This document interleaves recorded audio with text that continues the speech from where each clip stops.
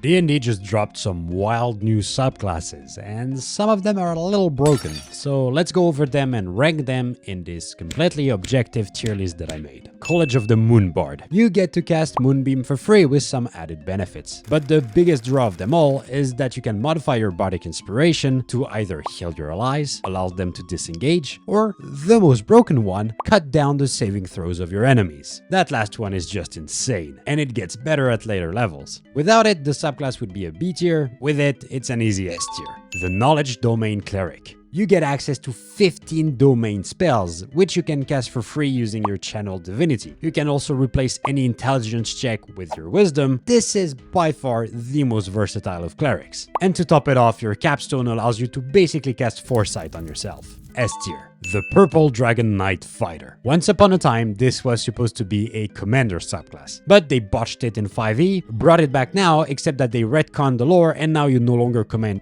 Instead, you have a purple dragon. Mechanically, it's just a worse Drake Warden Ranger with like a weird commanding ability. D tier. Oath of the Noble Genie Paladin. Not only do you get 4 different types of smites, you can also add your charisma to your armor class if you're not wearing medium or heavy armor. Hello 25 AC multi-class builds. On top of that, you get an aura which allows you to swap elemental resistances at will. You get access to Conjure Minor Elemental, the most broken spell in the game, and your capstone allows you to automatically succeed saving throws. This is an easy S tier. The Winter Walker Ranger. I love the theme. Mechanically, you get to add some cold damage every turn, and you get my favorite use of Hunter's Mark so far, which allows you to gain some temporary hit points and prevent the targets from disengaging. The rest of the subclass is unfortunately not that strong, with a weird short rest heal and a very limited ability to freeze enemies both in fear and in movement, but it's still a good subclass. B tier. Scions of the Three Rogue. You get to use your sneak attack twice per round as long as people die around you, and on top of that, when you land your sneak attack, you can attempt to terrify your foes. It does get a weird melee aura, which doesn't really make sense on a rogue, but overall this is an A tier. The Spellfire Sorcerer. This is a weird name. The Sorcery Sorcerer? Really? Mechanically, Spellfire burst damage is kinda meh, but the healing is quite nice. And at later levels, that trend continues. You also get Counterspell, and if you succeed, it recharges your sorcery points, and your capstone gives you flight and makes you extremely hard to kill. This subclass is meant to be a mix of damage and support. The damage is ass. The support is really good though, so cut the difference, B tier. Finally,